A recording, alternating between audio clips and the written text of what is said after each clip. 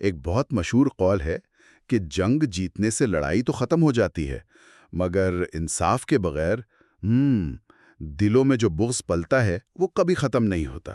جی بالکل۔ اور اگر ہم تاریخ میں دیکھیں تو ارتداد کی جنگوں کے بعد عرب معاشرے کی حالت کچھ ایسی ہی تھی، مطلب قبائل ایک دوسرے سے بدزن، وفاداریاں بکھری ہوئیں۔ اور اعتماد تو بالکل ہی ختم ہو چکا تھا۔ بالکل۔ ایسے میں کوئی بھی حکمران ظاہر انتقام کا راستہ چنتا، لیکن حضرت ابوبکر صدیق رضی اللہ تعالیٰ عنہ انہوں نے ایک بالکل مختلف راہ اپنائی، مفاہمت کی، عزت کی اور سب کو ساتھ لے کر چلنے کی۔ اس کے پیچھے ایک گہری سوچ تھی ہے نا، کہ ریاست بنانا شاید آسان ہو لیکن قوم بنانا مشکل ہے۔ تو آج ہم اسی حکمت عملی کا تھوڑا گہرائی سے جائزہ لیں گے اور قومی تعمیر نو کے ان 4 ستونوں کو سمجھیں گے جو ہمیں حضرت ابوبکر رضی اللہ تعالیٰ عنہ کے فیصلوں میں نظر آتے ہیں۔ اور یہ صرف کوئی پرانی تاریخی داستان نہیں ہے، یہ اصول آج بھی اتنی ہی اہم ہیں، خاص طور پر ان معاشروں کے لیے جو اندرونی اختلافات سے ٹوٹ پھوٹ کا شکار ہو جاتے ہیں۔ صحیح۔ یہ ہمیں سکھاتے ہیں کہ صرف طاقت سے امن قائم نہیں ہوتا، لوگوں کو دوبارہ جوڑنے کے لیے سمجھداری کی ضرورت ہوتی ہے۔ بالکل۔ تو آئیے اس کو کھولتے ہیں۔ جنگ کے بعد سب سے پہلا اور شاید سب سے مشکل سوال یہی ہوتا ہے کہ کل تک جو آپ کے دشمن تھے، آج انہیں اپنا کیسے بنایا جائے؟ یہیں پر ہمیں حضرت ابوبکر رضی اللہ تعالیٰ عنہ کی حکمت عملی کا پہلا ستون نظر آتا ہے، جسے ہم کہہ سکتے ہیں فوری اتحاد سازی۔ انہوں نے شکست خوردہ قبائل کو صرف معاف ہی نہیں کیا، نہیں، بلکہ اس سے کہیں آگے گئے، انہیں فوراً ریاستی نظام کا حصہ بنا لیا، اتحادی بنا لیا۔ یہ تو اپنے وقت کا ایک انقلابی قدم تھا۔ جی بالکل انقلابی۔ اس دور کا رواج تو یہ تھا کہ ہارے ہوئے دشمن کو یا تو غلام بنا لو یا پھر انہیں بالکل الگ تھلگ کر دو۔ ہاں، کم تر شہری کا درجہ دے کر۔ بالکل۔ لیکن یہاں معاملہ بالکل الٹ تھا۔ یہ حکمت عملی سزا پر نہیں بلکہ وقار کی بحالی پر مبنی تھی۔ جن لوگوں نے بغاوت چھوڑی انہیں یہ احساس نہیں دلایا گیا کہ وہ کوئی مجرم ہے۔ اچھا، بلکہ انہیں اہم ذمہ داریاں دے کے یہ پیغام دیا گیا کہ آپ اب بھی اس معاشرے کا ایک قابل قدر حصہ ہیں۔ لیکن یہ سننے میں جتنا اچھا لگتا ہے، کیا یہ عملی طور پر اتنا آسان تھا؟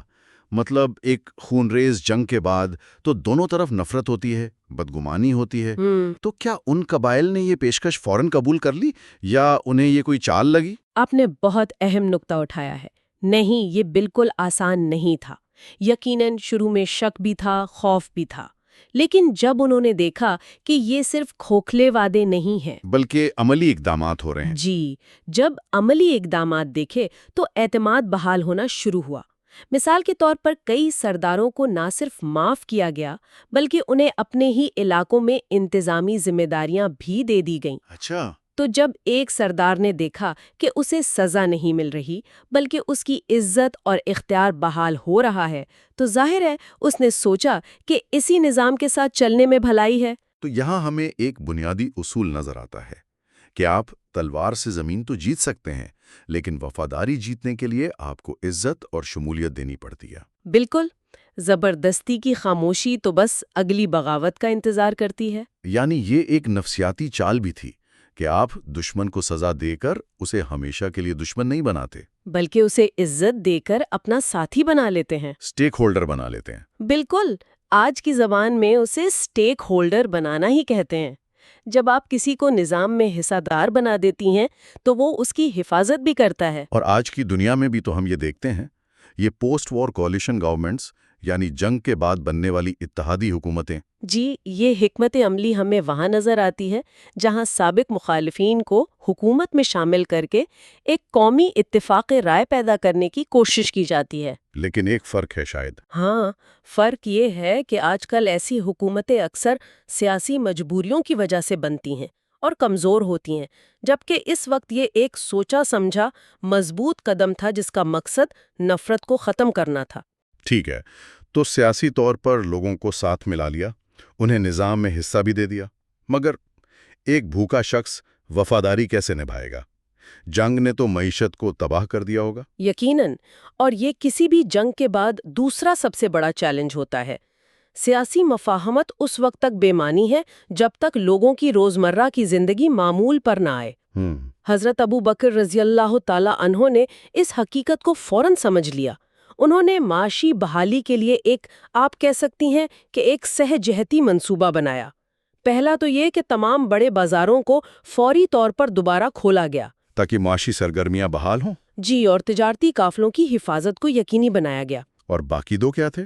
دوسرا قدم تھا ٹیکس کے نظام میں نرمی۔ جن علاقوں کو زیادہ نقصان پہنچا تھا وہاں سے زکوٰۃ اور دوسرے ٹیکس وصول کرنے میں رعایت دی گئی تاکہ وہ اپنے پیروں پر دوبارہ کھڑے ہو سکیں۔ اور تیسرا قدم سب سے اہم اور فیصلہ کن تھا۔ جنگ کے دوران ضبط کیے گئے تمام اموال اور جائیدادوں کی فوری واپسی کا حکم۔ ایک منٹ، تمام اموال کی واپسی؟ یہ تو انتظامی لحاظ سے ایک بہت بڑا چیلنج ہوگا۔ بہت بڑا چیلنج۔ جنگ کی افراتفری میں کس کی کیا چیز تھی، اس کا حساب کیسے رکھا گیا ہوگا؟ دیکھیں، یہ بہت مشکل کام تھا اور شاید 100% انصاف ممکن بھی نہ ہو، لیکن یہاں نیت اور پیغام زیادہ اہم تھے۔ اچھا۔ اس فیصلے نے عوام کو یہ واضح پیغام دیا کہ ریاست ایک لٹیرا نہیں بلکہ ان کے جان و مال کی محافظ ہے۔ یہ بہت گہری بات ہے۔ جب ایک عام آدمی کو جس کا سب کچھ چھن گیا تھا اس کا سامان واپس ملا تو اس کے دل میں ریاست کے لیے نفرت کی جگہ اعتماد نے لے لی۔ اس کا مقصد صرف مالی نقصان پورا کرنا نہیں تھا بلکہ یہ ثابت کرنا تھا کہ یہ نظام انصاف پر قائم ہے۔ تو اس کے پیچھے کا اصول سادہ تھا کہ معاشی انصاف دل جیتتا ہے۔ بالکل۔ اور اس کا اثر صرف انفرادی سطح پر نہیں ہوا ہوگا۔ نہیں، پورے معاشرے میں ایک امید کی لہر دوڑ گئی ہوگی۔ یقیناً، جب معیشت کا پہیہ چلتا ہے تو لوگوں کی توجہ تباہی سے ہٹ کر تعمیر کی طرف لگ جاتی ہے۔ انہیں روزگار ملتا ہے، وہ اپنے مستقبل کے بارے میں سوچتے ہیں اور انتقام کے خیالات خود بخود پیچھے چلے جاتے ہیں۔ آج بھی تو یہی ہوتا ہے۔ جب کوئی ملک خانہ جنگی سے نکلتا ہے تو عالمی ادارے سب سے پہلے ریکنسٹرکشن پروگرامز شروع کرتے ہیں۔ جی، تعمیر نو کے منصوبے۔ اس کی بنیاد یہی فلسفہ ہے کہ معاشی استحکام کے بغیر پائیدار امن ممکن نہیں ہے۔ حضرت ابو بکر رضی اللہ تعالی عنہ نے یہ اصول 1400 سال پہلے عملی طور پر کر کے دکھایا تھا۔ ٹھیک ہے، تو سیاسی شمولیت ہو گئی، معیشت بھی پٹری پر آنے لگی، لیکن ان زخموں کا کیا جو جسم پر نہیں روح پر لگتے ہیں؟ جنگ کے دوران ہونے والی اموات، ناانصافیاں، ذاتی دشمنیاں۔ اگر ایک قبیلے نے دوسرے قبیلے کے لوگوں کو قتل کیا ہے تو ان کے دلوں سے انتقام کیا کیسے بجھے گی؟ آپ نے اس مسئلے کی جڑ پکڑ لی ہے، اور یہی ہماری گفتگو کا تیسرا ستون ہے، انصاف کے ذریعے۔ اچھا۔ حضرت ابو بکر نے اس کے لیے ایک ہنگامی عدالتی نظام قائم کیا۔ اس کا مقصد طویل کارروائی کرنا نہیں تھا بلکہ فوری اور نظر آنے والا انصاف فراہم کرنا تھا۔ فوری انصاف کا خیال تو اچھا ہے، لیکن کیا اس میں یہ خطرہ نہیں کہ جلد بازی میں غلط فیصلے ہو جائیں؟ اس نظام نے یہ کیسے یقینی بنایا کہ یہ صرف فاتح کا انصاف نہ بن جائے؟ یہ ایک بہت بڑا چیلنج تھا۔ اس نظام کی خوبصورتی یہ تھی کہ اس کا زور سزا پر کم اور مصالحت پر زیادہ تھا۔ مثال کے طور پر قتل کے مقدمات میں قصاص اور دیت کا سہارا لیا گیا۔ اچھا۔ اگر مقتول کے ورثاء قاتل کو معاف کرنے پر راضی ہو جاتے تو خون بہا ادا کر کے معاملہ رفع دفع کر دیا جاتا۔ ریاست اس مصالحت کی حوصلہ افزائی کرتی تھی۔ تو مقصد صرف مجرم کو سزا دینا نہیں تھا، بلکہ دو خاندانوں یا قبیلوں کے درمیان دشمنی کو ختم کرنا تھا۔ اس نے لوگوں کو پیغام دیا کہ انصاف کے لیے انہیں خود ہتھیار اٹھانے کی ضرورت نہیں، ریاست ان کے دکھ کا مداوع کرے گی۔ تو اس نظام کا فلسفہ یہ تھا کہ انصاف میں تاخیر امن میں تاخیر ہے۔ بالکل، جب لوگوں کو انصاف ملنے کی امید ہوتی ہے تو وہ قانون کو اپنے ہاتھ میں نہیں لیتے۔ انتقام کا جو نہ ختم ہونے والا سلسلہ ہوتا ہے نا، وہ رک جاتا ہے۔ اس کی کوئی جدید مثال ذہن میں آتی ہے؟ جی، سب سے بہترین مثال جنوبی افریقہ کی ہے۔ نسل پرستی کے خاتمے کے بعد وہاں ٹروتھ اینڈ ریکنسیلیشن کورٹس قائم کی گئیں۔ سچائی اور مفاہمت کی عدالتیں۔ جی، ان کا مقصد بھی جیلیں بھرنا نہیں تھا بلکہ سچ کو سامنے لا کر، غلطیوں کا اعتراف کروا کر اور معافی تلافی کے ذریعے معاشرتی زخموں کو بھرنا تھا تاکہ قوم آگے بڑھ سکے۔ ٹھیک ہے، تو اب تک ہم نے 3 ستونوں پر بات کی: سیاسی شمولیت، معاشی بحالی اور فوری انصاف۔ ان سب کے بعد سوال یہ پیدا ہوتا ہے کہ روزمرہ کی حکومت کیسے چلائی جائے، یا کوئی اور طریقہ اپنایا جائے گا؟ اور یہ چوتھا اور شاید سب سے زیادہ حکمت بھرا قدم تھا۔ یہاں حضرت ابوبکر رضی اللہ تعالی عنہ نے ایک ایسا راستہ چنا جو آج کے ماہرین سیاسیات کو بھی حیران کر دیتا ہے۔ وہ کیا تھا؟ انہوں نے مرکزی حکومت کے ذریعے ہر چیز پر براہ راست کنٹرول کرنے کے بجائے ان قبائل کو مقامی خود مختاری دے دی۔ ایک منٹ، کیا آپ یہ کہہ رہی ہیں کہ جن لوگوں نے کچھ عرصہ پہلے ہی مرکز کے خلاف تلوار اٹھائی تھی، انہیں اپنے علاقوں میں حکومت کرنے کا اختیار واپس دے دیا گیا؟ جی بالکل یہی۔ یہ تو ایک بہت بڑا رسک لگتا ہے۔ بظاہر یہ ایک بہت بڑا رسک تھا، اور یہی اس پالیسی کی ذہانت ہے۔ ان سرداروں پر مدینہ سے براہ راست کنٹرول نہیں رکھا گیا، بلکہ صرف ہلکی نگرانی رکھی گئی، تاکہ وہ بنیادی اصولوں سے انحراف نہ کریں۔ بالکل، لیکن ان کے روزمرہ کے فیصلوں، ان کے اندرونی معاملات میں کوئی مداخلت نہیں کی گئی۔ اس سے دو باتیں ہوئیں۔ ایک تو ان سرداروں کو یہ احساس ہوا کہ وہ محکوم نہیں بلکہ شراکت دار ہیں۔ ان کی عزت نفس بحال ہوئی۔ جی، اور دوسری زیادہ اہم بات یہ ہوئی کہ اب وہ اپنے لوگوں کی بھلائی کے لیے براہ راست ذمہ دار تھے۔ اچھا۔ اگر ان کے علاقے میں کوئی مسئلہ ہوتا تو وہ مرکز کو الزام نہیں دے سکتے تھے، انہیں خود اسے حل کرنا ہوتا تھا۔ اس حکمت عملی نے انہیں ریاست کا دشمن بنانے کے بجائے ریاست کا نمائندہ بنا دیا۔ تو اس کے پیچھے کا اصول یہ تھا کہ عزت دینے سے اتحاد جنم لیتا ہے، زبردستی سے نہیں۔ بالکل، جب آپ مقامی قیادت کو با اختیار بناتے ہیں تو وہ مرکز کے ہاتھ پاؤں بن جاتے ہیں، نہ کہ اس کے مخالف۔ یہ تو آج کی ڈی سینٹرلائزڈ گورننس یعنی غیر مرکزی طرز حکومت کی ایک بہترین مثال لگتی ہے۔ جی ہاں، یہ اسی تصور کی تاریخی بنیاد ہے۔ یہ ہمیں سکھاتا ہے کہ ایک مضبوط مرکز کا مطلب یہ نہیں ہوتا کہ وہ ہر چھوٹے بڑے معاملے کو خود کنٹرول کرے۔ ایک مضبوط مرکز وہ ہوتا ہے جو اپنے تمام حصوں کو با اختیار بنائے اور ان پر اعتماد کرے۔ تو اگر ہم آج کی اس پوری گفتگو کا خلاصہ کریں تو جنگ کے بعد ایک بکھری ہوئی قوم کو دوبارہ جوڑنے کے لیے حضرت ابوبکر صدیق رضی اللہ نے 4 ستونوں پر مبنی ایک جامع حکمت عملی اپنائی۔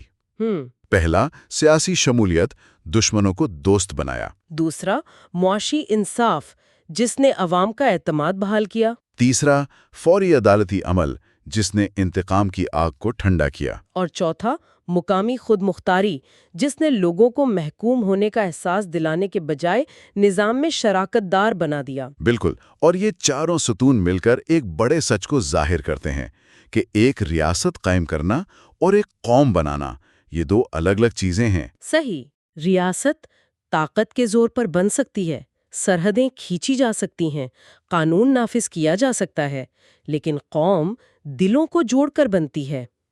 یہ اعتماد، عزت، انصاف اور مشترکہ مستقبل کے احساس سے تشکیل پاتی ہے۔ یعنی یہ فیصلے صرف سیاسی یا فوجی حکمت عملی نہیں تھے؟ نہیں، بالکل نہیں۔ یہ قوم سازی کے وہ لازوال اصول ہیں جو ہر دور کے لیے مشعل راہ ہیں۔ یہ واقعی گہری سوچ ہے، لیکن اس ساری گفتگو کے بعد میرے ذہن میں ایک سوال ابھر رہا ہے جو شاید اس کہانی کا دوسرا رخ دکھاتا ہے۔ ضرور پوچھیں۔ ہم نے یہ تو تفصیل سے سمجھا کہ ایک فاتح ریاست مفاہمت کی پیشکش کیسے کر سکتی ہے، اعتماد کی فضا کیسے بنا سکتی ہے، لیکن ایک شکست خوردہ، زخمی اور شاید ذلت محسوس کرنے والی قوم کے لیے اس پیشکش کو قبول کرنے کے لیے کیا ہمت درکار ہوتی ہے؟ یہ بہت اہم سوال ہے۔ دوبارہ بھروسہ کرنے کا حوصلہ صرف فاتح کی طرف سے نہیں آتا، بلکہ مفتوح یعنی ہارنے والے کی طرف سے کیسے پیدا ہوتا ہے؟ وہ کون سا لمحہ ہوتا ہے جب وہ انتقام کا خیال چھوڑ کر ایک مشترکہ مستقبل پر یقین کرنے کا فیصلہ کرتے ہیں؟ جیسے حکومت، ادارے، فوج۔ جی بالکل، حکومت، ادارے، قانون، سرحدیں، یہ ایک مشینری کی طرح ہے جو ملک کو چلاتی ہے۔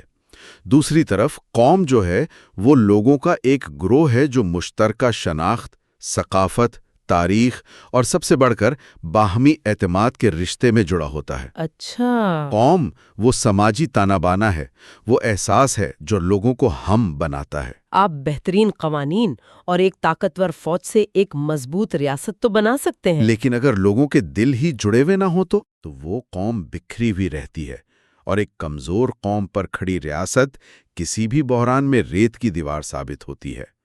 इस मुबाद का मरकज़ी दावा यही है कि हज़रत अबू बकर रज़ियल्लाहु ने इस मशीनरी से पहले इस समाजी ताने बाने की मरम्मत को तरजीह दी। ठीक है, ये वजाहत बहुत अहम है। तो आइए इस मॉडल को इसी जाविये से देखते हैं। किताब में जो पहला उसूल बयान किया गया है वो आम शहरियों के तहफ़्फ़ुज़ के बारे में है। ये सोचने की बात है कि एक फातेह फौज के लिए सबसे आसान काम क्या होता है? ताकत का बेदरेग इस्तेमाल। लेकिन यहाँ पहला ही हुक्म उसके बिल्कुल उलट था, यानी अपनी ताकत को महदूद करो। ये तो एक गैर मामूली शुरुआत है। गैर मामूली ही नहीं, बल्कि इस दौर के रिवाज के बिल्कुल बरक्स था।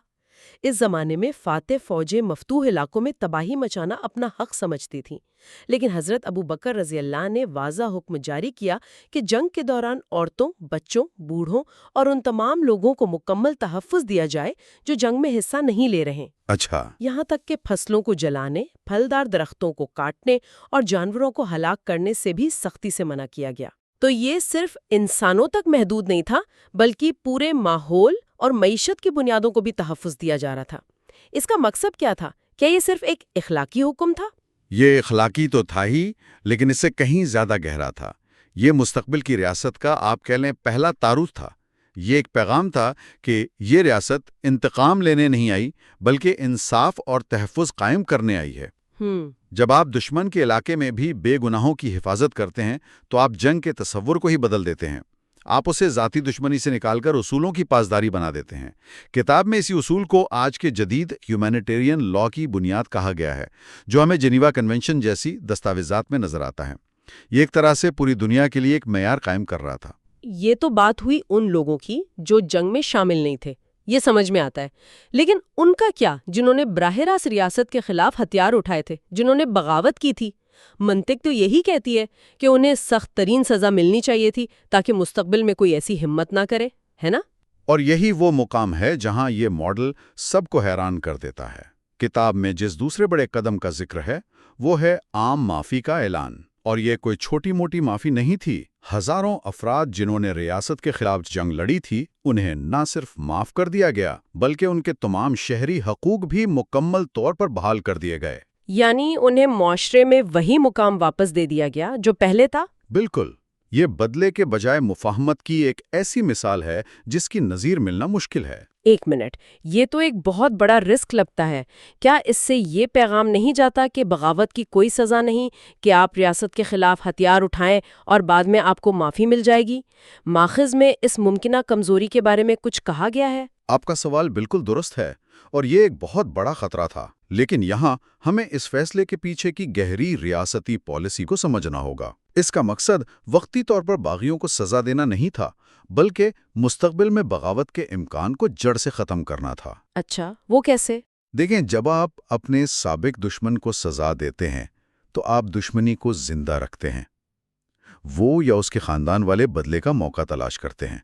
लेकिन जब आप उसे माफ़ करके मुकम्मल हुकूक के साथ दोबारा गले लगा लेते हैं तो आप दुश्मनी के उस चक्कर को ही तोड़ देते हैं। आप उसे शिकस्त खोरदा दुश्मन से दोबारा कौम का हिस्सा बना लेते हैं। बिल्कुल, ये एक तवील मुद्दती हिकमत अमली थी। आजकल के दौर में इसे नेशनल एमनेस्टी प्रोग्राम्स कहा जाता है। जो ममालिक भयानक खाना जंगियों से गुजरते हैं, जैसे जनूबी अफ्रीका, वहाँ मुआशरती जख्मों को भरने के लिए ऐसे ही प्रोग्राम इस्तेमाल किए जाते हैं। सही। इसका नफ्सियाती असर बहुत गहरा होता है। रियासत जब बदला लेने की ताकत रखने के बावजूद माफ़ी का रास्ता चुनती है तो वो एक अखलाकी मिसाल कायम करती है। इसने उन हज़ारों लोगों को ज़ेरे ज़मीन जाने के बजाय कौमी धारे में वापस आने का एक बाइज्जत रास्ता फ्राहम किया। ठीक है, तो पहले बेगुनाहों को तहफ़्फ़ुज़ दिया, फिर बागियों को मुआफ़ी देकर कौमी धारे में शामिल कर लिया। लेकिन जंग तो अपने पीछे सिर्फ सियासी तकसीम ही नहीं, बल्कि माशी तबाही भी छोड़ती है। घर तबाह हो चुके हैं, लोग भूखे हैं, तो तामीर नौ का आगाज़ कहाँ से किया जाए? वसाइल महदूद हैं और ज़रूरियात लामहदूद। ये किसी भी जंग के बाद का सबसे बड़ा चैलेंज होता है, और यहाँ हमें इस मॉडल का तीसरा अमली उसूल नजर आता है। किताब बताती है कि इमदाद और वसाइल सबसे पहले उन इलाकों को भेजे गए जो जंग से सबसे ज़्यादा मुतासिर हुए थे, जो सबसे ज़्यादा कमज़ोर और गरीब थे। यानी तरजीह उन इलाकों को दी गई जहां इंसानी बहरान शदीद तरीन था। जी बिल्कुल। ये भी रवायती सोच के खिलाफ है। عام طور پر تو ریاستیں پہلے اپنے معاشی مراکز مطلب صنعتی یا تجارتی شہروں کو بحال کرتی ہیں تاکہ معیشت کا پہیہ دوبارہ چلے۔ کمزور علاقوں کو ترجیح دینے کے پیچھے کیا منطق تھی؟ منطق وہی تھی جو ہم شروع سے ڈسکس کر رہے ہیں، قوم کی مرمت۔ ایک بھوکا اور تباہال شخص ریاست کے بڑے نظریات یا قومی اتحاد میں دلچسپی نہیں لے سکتا۔ صحیح بات ہے۔ اس کی پہلی ترجیح اس کے بچوں کا پیٹ بھرنا ہے۔ جب ریاست سب سے پہلے مصیبت زدہ طبقے کا ہاتھ تھامتی ہے تو وہ پورے معاشرے میں اعتماد کا ایک پیغام بھیجتی ہے۔ یہ پیغام ہوتا ہے کہ یہ ریاست صرف طاقتوروں یا امیروں کی نہیں بلکہ ہر ایک کی ہے۔ آج کی اصطلاح میں اسے ہیومینیٹیرین فرسٹ ریکوری پلان کہا جاتا ہے۔ مطلب تعمیر نو کا آغاز انفراسٹرکچر سے نہیں بلکہ انسانی بحران کو حل کرنے سے کیا جائے۔ بالکل۔ جب لوگوں کی بنیادی ضروریات پوری ہوتی ہیں، جب انہیں احساس ہوتا ہے کہ ریاست کو ان کی فکر ہے، تبھی وہ قومی تعمیر نو کے عمل کا حصہ بننے کے لیے ذہنی طور پر تیار ہوتے ہیں۔ تو یہ ایک طرح سے معاشرے کی بنیادوں کو مضبوط کرنے جیسا تھا۔ آپ چھت ٹھیک کرنے سے پہلے دیواروں کو سہارا دے رہے ہیں۔ بالکل صحیح کہا آپ نے۔ یہ ترجیح دراصل معاشرے کی بنیادوں کو دوبارہ تعمیر کرنے کے مترادف تھی۔ اچھا، تو ہم نے دیکھا کہ تحفظ دیا گیا، معافی دی گئی اور عملی مدد بھی فراہم کی گئی، جسمانی اور معاشی زخموں پر مرہم رکھا گیا۔ لیکن سب سے نازک زخم تو وہ ہوتا ہے جو دلوں اور دماغوں پر لگتا ہے، وہ شکوک و شبہات، وہ ٹوٹا ہوا بھروسہ۔ اس کی بحالی کیسے کی گئی؟ یہ سب سے مشکل مرحلہ ہوتا ہے کیونکہ اس کا تعلق نفسیات سے ہے۔ کتاب میں اس کے حل کے لیے چوتھے قدم کا ذکر ملتا ہے۔ حضرت ابوبکر رضی اللہ تعالیٰ عنہ نے عوامی اجتماعات منعقد کیے جہاں لوگوں سے نئی بیعت لی گئی، یعنی ریاست سے وفاداری کا ایک نیا عہد لیا گیا۔ لیکن یہاں اہم بات اس عمل کا طریقہ کار ہے۔ طریقہ کار سے کیا مراد ہے؟ دیکھیں، فاتح حکمران اکثر مفتوح لوگوں کو اپنی وفاداری ثابت کرنے کے لیے ذلیل کرتے ہیں۔ ان سے سرعام اطاعت کا اقرار کروا کر انہیں نیچا دکھایا جاتا ہے۔ لیکن یہاں ایسا نہیں تھا۔ یہ اجتماعات سزا یا تذلیل کے لیے نہیں تھے بلکہ تجدید عہد کے لیے تھے۔ یہ ایک موقع تھا جہاں سب کو دوبارہ ایک لڑی میں پرویا جا رہا تھا۔ اس عمل کو محبت اور یکجہتی کے ساتھ کیا گیا۔ اور اسی موقع پر ان کا وہ مشہور قول نقل کیا گیا ہے جو کتاب میں بھی درج ہے، ہم ایک امت ہیں، تمہاری طاقت ہماری طاقت ہے۔ یہ ایک سادہ سا جملہ ہے لیکن اس کے معنی بہت گہرے ہیں۔ یہ کسی فاتح کا جملہ نہیں لگتا جو مفتوح سے بات کر رہا ہو۔ بالکل نہیں، اس جملے میں برابری کا پیغام ہے۔ اس میں یہ کہا جا رہا ہے کہ تمہاری کمزوری ہماری کمزوری ہے اور تمہاری طاقت سے ہم مضبوط ہوں گے۔ یہ نفسیاتی طور پر بہت گہرا نقطہ ہے۔ اتحاد حکم سے مسلط نہیں کیا جا سکتا، یہ تعلق اور اعتماد سے پیدا ہوتا ہے۔ تو ان اجتماعات نے ایک طرح سے نیشنل یونٹی کنونشنز کا کام کیا؟ جی بالکل، یہ وہ جگہیں تھیں جہاں لوگوں کو یہ احساس دلایا گیا کہ وہ شکست خوردہ رعایا نہیں بلکہ ایک نئے مستقبل کے برابر کے حصے دار ہیں۔